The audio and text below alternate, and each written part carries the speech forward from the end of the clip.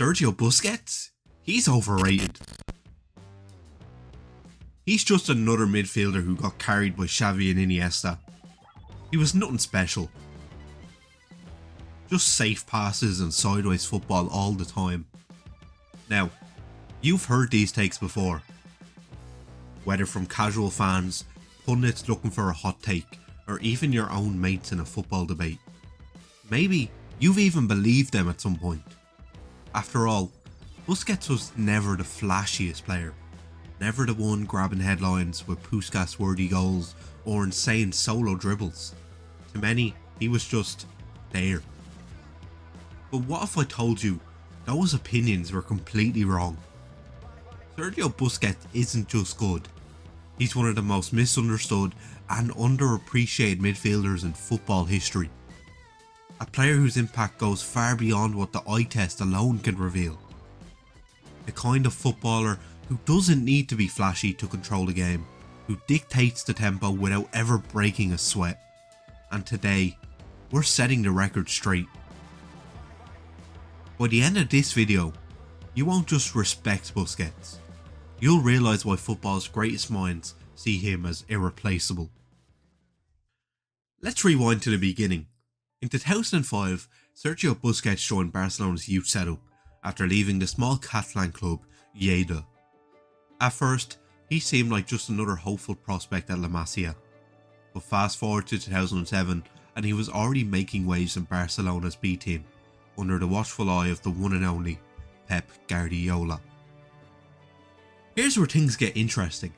When Guardiola took charge of the first team in 2008, many expected him to rely on the club's established stars, but Pep, always thinking ahead, saw something in Busquets that others overlooked. So on September 13, 2008, Busquets made his La Liga debut, a moment that would mark the rise of a midfielder who would quietly redefine an entire era. When we say define, we mean it. Look at these receipts. 8 La Liga titles, 7 Copa del Rey trophies, 3 Champions League medals. Oh, and let's sprinkle in a World Cup and a Euro Championship for good measure. Not bad for someone who supposedly does nothing, right? But here's where people miss the mark. It's not just about the trophies, it's about how Busquets played and why he was so crucial to his teams. So let's break it down.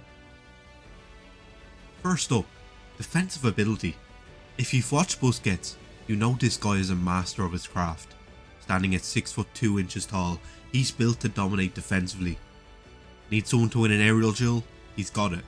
Need someone to stretch those long legs to intercept a pass? No problemo.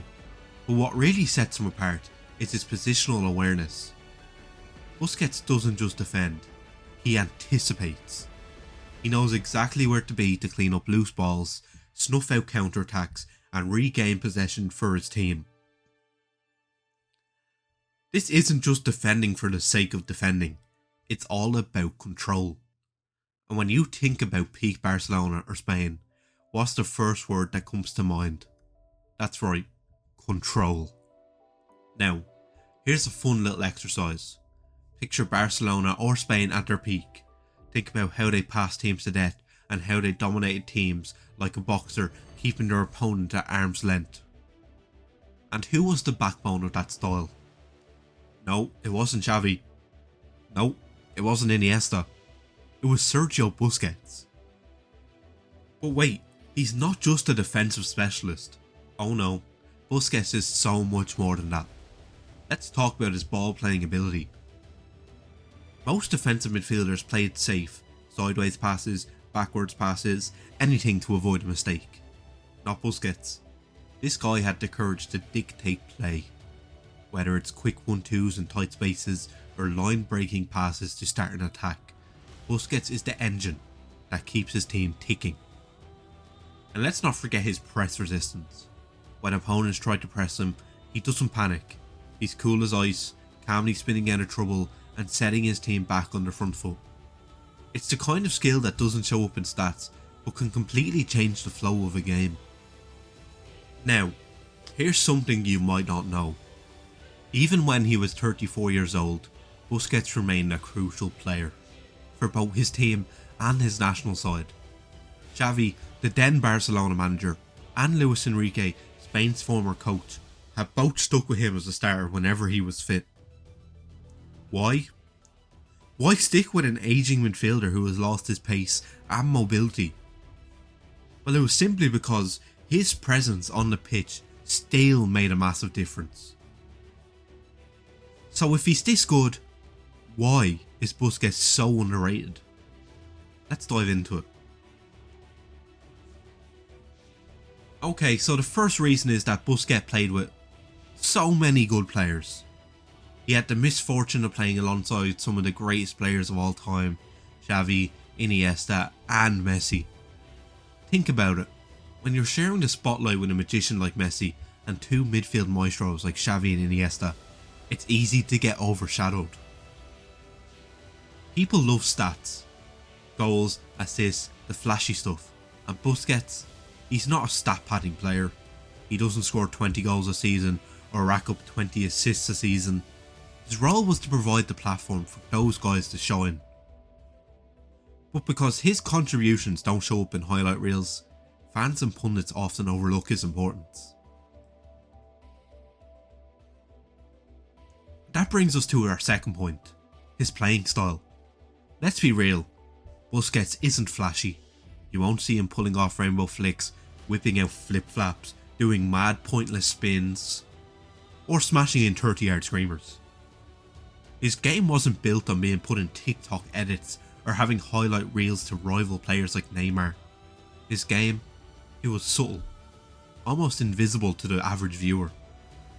But here's the thing, football isn't just about those jaw-dropping moments, it's about the collective, and Busquets, he's the ultimate team player, the glue that holds everything together.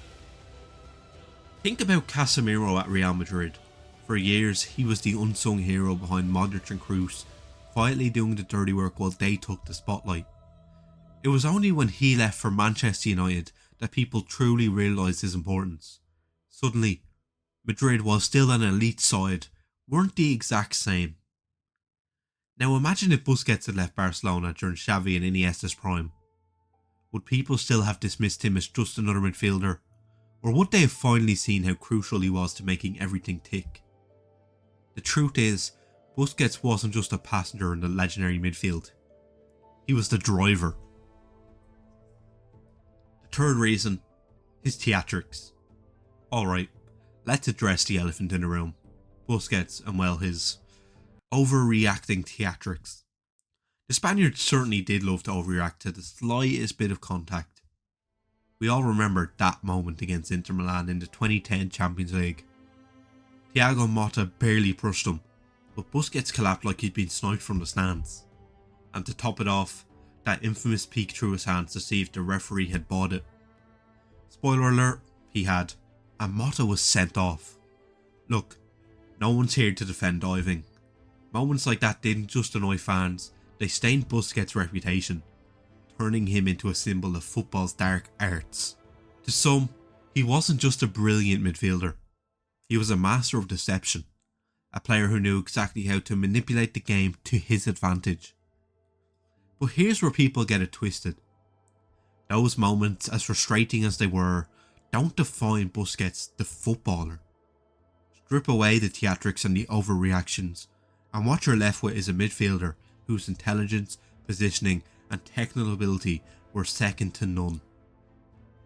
So while the play acting might be part of the story, it's far from the full picture, and it's certainly not the main centrepiece of it. And if you let that overshadow his actual footballing genius, you're doing yourself a disservice. The defensive midfielder role is one of the most important and underrated positions in football.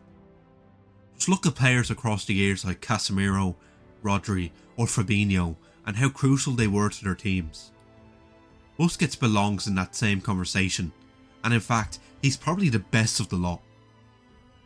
Despite being underrated and even villainised by some, Busquets will go down in history as one of the best defensive midfielders to ever play the game. But what do you think? Does Busquets deserve more credit, or do you agree with the critics who call him overrated? Let us know in the comments below. We'd love to hear your take. And hey, if you enjoyed this video, Don't forget to hit that like button, subscribe to the channel, and turn on notifications so you never miss out on our content. Thanks for watching, and we'll see you in the next one.